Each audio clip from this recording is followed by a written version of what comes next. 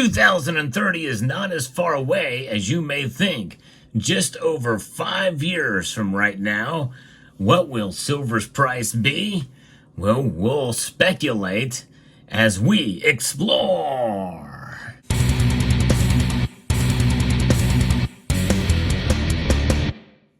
And by speculate, I'm talking about some prognosticators who are in this business, who have done a lot more research on this than I.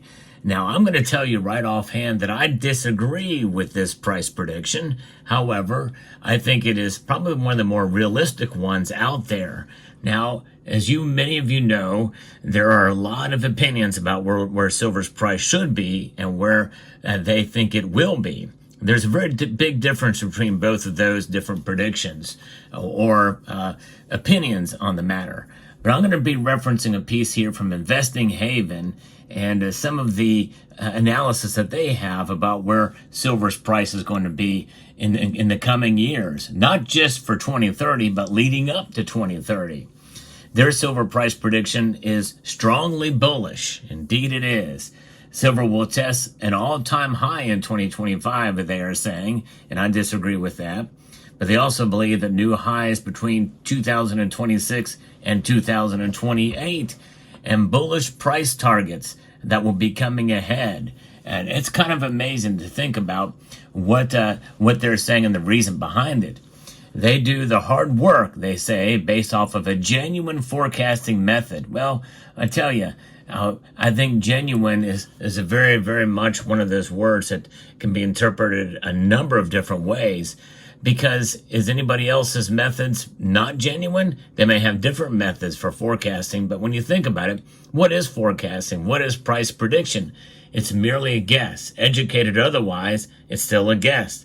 And some of the most prominent and experienced and technical analysts have been wrong before, and they will be wrong again. And by the way, my predictions, which I usually do at the beginning of the year, have been wrong on silver since I started doing it back in 2020, except for 1 year. That's this year. It has surpassed my prediction, and now I've given a revised prediction to the upside. And you know what? I can't take it back because I stick with my predictions for a number of different reasons.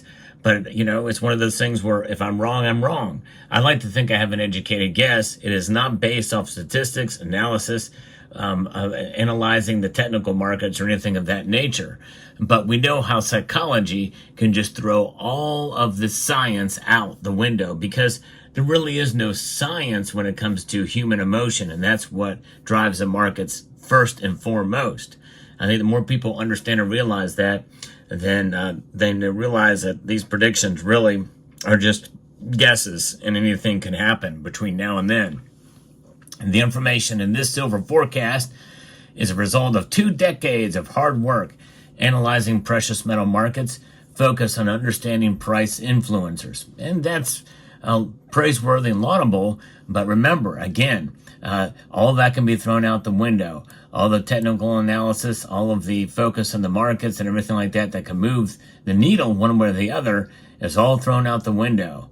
You know, everybody has a plan until they're punched in the face. And a lot of things have punched the market in the face, that's for sure, that have caused the price of silver to move in one direction or another over the past 2 decades.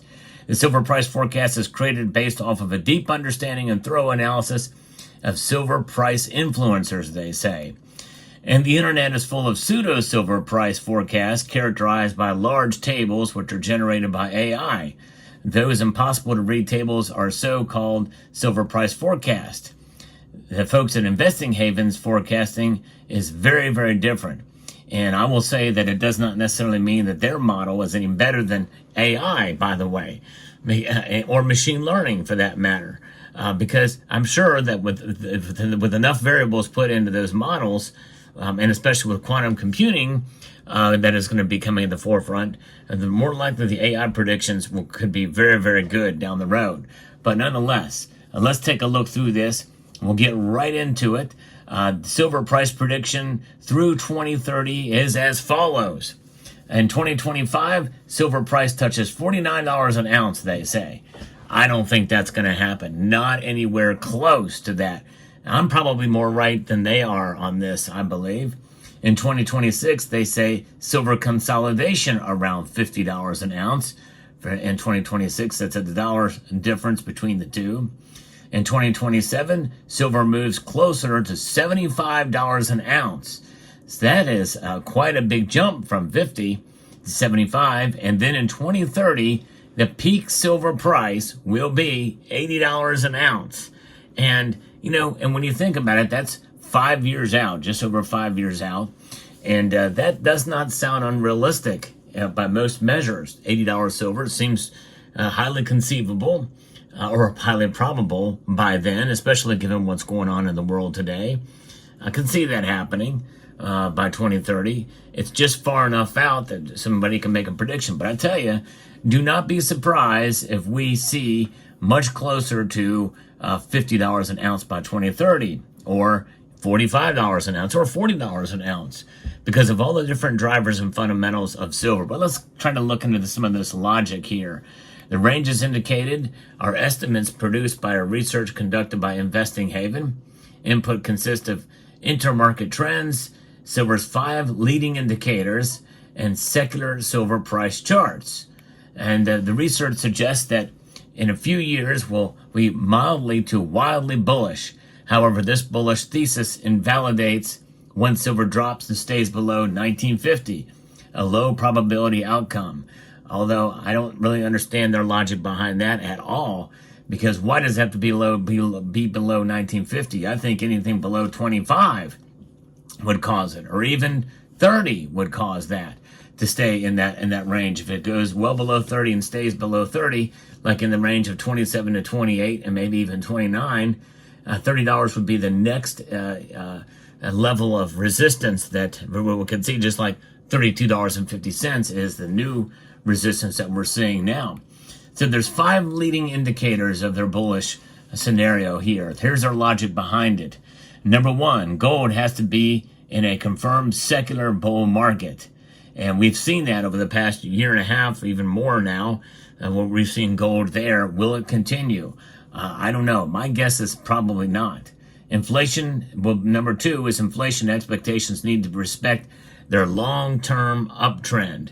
And that is something that, well, we know inflation is, that's the one thing you can count on other than deaths and taxes, and that is inflation will continue. But even if it goes back down to 2%, how do they measure that? 2% is still inflation. And then the euro and the dollar cannot be trending strongly lower. And so that's number 3. It cannot be trending strongly lower, which that's kind of an interesting aspect or analysis point there. I'm not sure I understand that one. Number 4, silver's futures market may not show excessive concentration in terms of short positioning. Well, yeah, that's a no-brainer. That's would cause the prices to be, if they have continued shorts on this thing, it seems like that's going to be one of the tamp downs, a suppression of silver's price. We know they've been doing that for a long time, and that likely will probably continue. I don't see that breaking out. I guess it could. All bets are off the table in that regard. And then the 5th one would be demand for physical silver needs to go through the roof. There you go. And will that be the case? There's differing points of view about silver demand.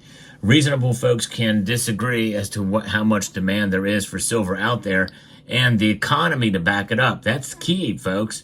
The economy to back it up. You need to have demand. You have to have a strong economy to meet that demand, because silver, let's face it, is primarily an industrial metal now, but it does have a strong hedge and a monetary metal aspect as well too. But that is probably, and well, it hasn't been and likely will not be enough to really keep silver prices moving solidly in the upwards direction. And now, there is another thing. I'm gonna brush by those one fairly quickly, because our eyes can glaze over and our ears can glaze over as well about the silver charts. In other words, technical analysis.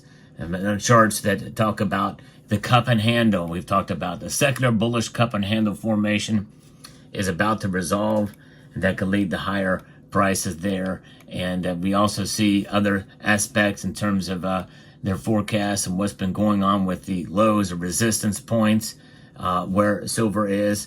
and breaking through resistance multiple times and enough times close together that it continues. And then its correlation with gold and inflation expectations, as we've seen here, between gold, inflation expectations, and the S&P 500 is strongly correlated to gold and these inflation expectations. But then we have to look at the leading indicator for silver. And number one is gold. There is no bull market in silver without a strong and secular bull market in silver. And gold must be in a bull market for silver to do what it's good at. In other words, it's kind of relying. And I do agree with that. That's going to continue. But a lot of people think that gold is overvalued right now. But if gold continues to climb, silver outperforms gold enough times, then what's going to happen when that bull market goes away for gold? Does the silver completely lose and fall back under, increasing that ratio? In other words, we see it underperform gold, and we've seen that time and time again, which has caused a widening of the ratio for quite some time. A bullish silver price prediction requires a healthy gold market. History has proven this over and over again, and silver is amazing at misleading the majority of investors as they get discouraged of waiting for silver to move higher, and then it moves sharply and suddenly higher once the majority of investors give up, leaving everyone behind. And then when FOMO kicks in and the majority of investors jump on board, setting a major top, and that is something that I think will eventually happen. I do agree with that. When FOMO will kick in as silver's price goes up, and that will certainly encourage a bull market that in some ways, if continued the right way, very well could lead to not mattering what gold does at that point in time. But it's going to take somewhere along that line for that to occur. In order to get the major silver trap, there's one important leading indicator, and that is the grand bull market.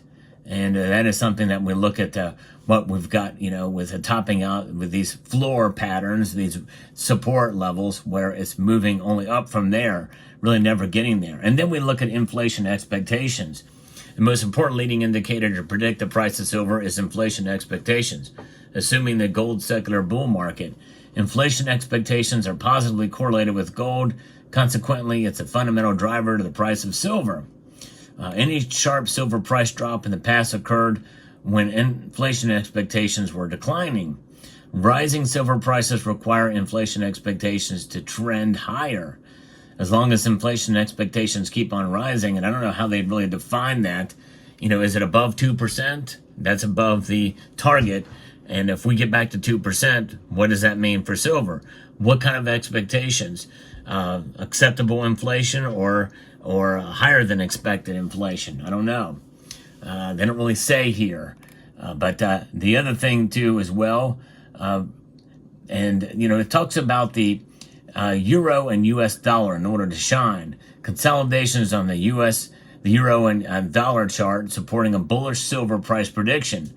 Precious metals cannot rise if the U.S. dollar is strongly trending higher.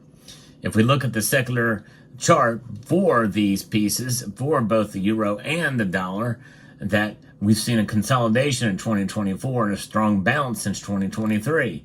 It's very supportive for precious metals. I guess I understand that now. Then the other thing is the futures market. The futures market is a concentration of trader shorts. As long as reading is not excessive, there is upside potential in the price of silver.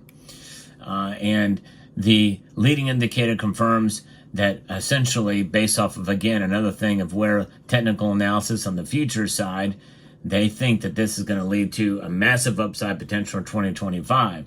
I think this is where the bulk of their $49 silver prediction for 2025 is coming from. But again, that's what they are looking from the past and looking to the future. I don't know that I necessarily buy that, no matter how much math or patterns they check there. I don't know that necessarily means it. But we also have to look at the physical silver market as well, too. The physical shortage in the physical market keeps deteriorating, supporting the silver bull market thesis. And I do think that is possible, but that also keeps in check and understanding that the economy is going to recover and more demand is going to occur. And it's not just going to be green energy initiatives either. I think you're going to have to see some other areas because there's so much silver used in our products around these days, from electronic devices, electric vehicles, and so forth, that more silver is going to be needed for a lot of these things. And some of that stuff is very dependent on economic conditions.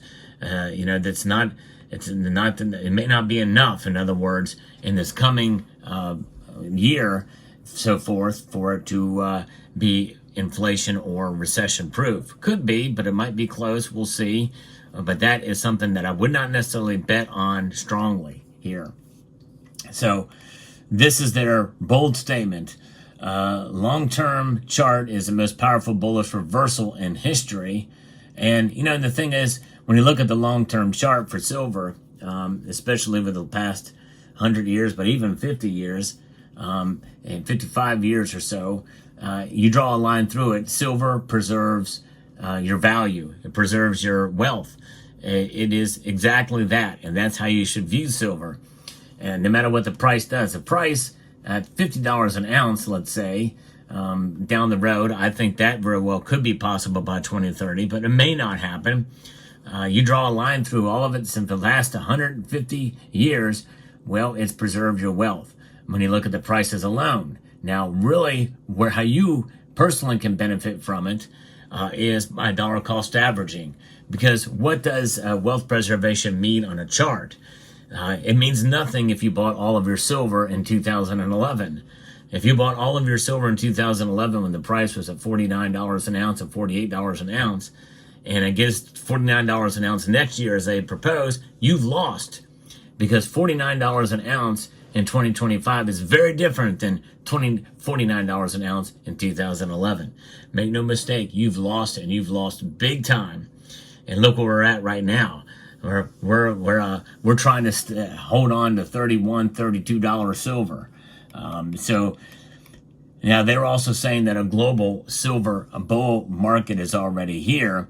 And I think that to an extent they are right. We are in a bull run. Silver's performed very well over 30% this year. And that is remarkable. That is amazing. And so let me know what your thoughts are. Pretty fascinating indeed. And analysis there. And again, they've not really gone into the deep dive of their data. So I'm not necessarily questioning their methods. I just disagree with the conclusions for many different reasons. But let me know what your thoughts are in the comment section down below about silver in 2030. Hope you found this video informative, insightful, and educational. Would like to extend a multitude of gratitude to you all for taking the time to watch, and to encourage you to please rate, share, comment, and subscribe.